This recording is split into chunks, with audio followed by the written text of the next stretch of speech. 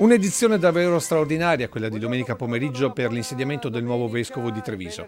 Straordinaria per le nuove strumentazioni di Antena 3, che con l'ultima evoluzione degli apparati per la trasmissione in diretta ha raccontato tutto senza pause, passo dopo passo, il pomeriggio del vescovo Michele, seguendolo dall'interno della chiesa di Madonna Granda fino al congedo finale all'interno della sala dell'Episcopio in Vescovado.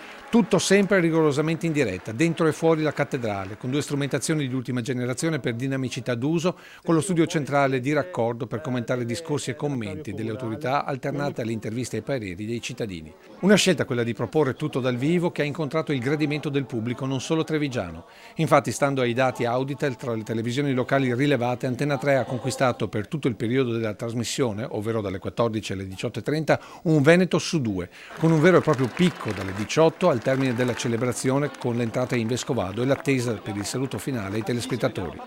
Ancora una volta, con la scelta di raccontare rigorosamente in diretta e sul campo, Antena 3 si conferma la televisione di casa per i trevigiani e i veneti che vogliono informarsi e farsi un'opinione di quanto accade ogni giorno nella Marca e in tutta la regione. E tra loro domenica pomeriggio a conoscere Monsignor Tomasi con la diretta di Antena 3 c'era anche Giancarlo Gentilini che commenta così il nuovo vescovo. Anche da Gentilini.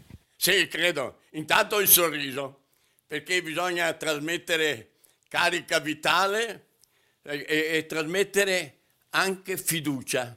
Non voglio i vescovi seduti sulla sedia gestatoria quasi, no.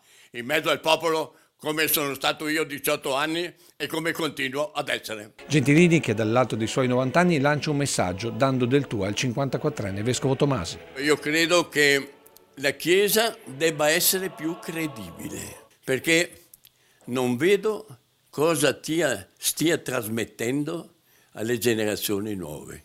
Il fatto stesso che non ci sono più vocazioni vuol dire che qualcosa si è rotto. Tu devi riparare a queste rotture.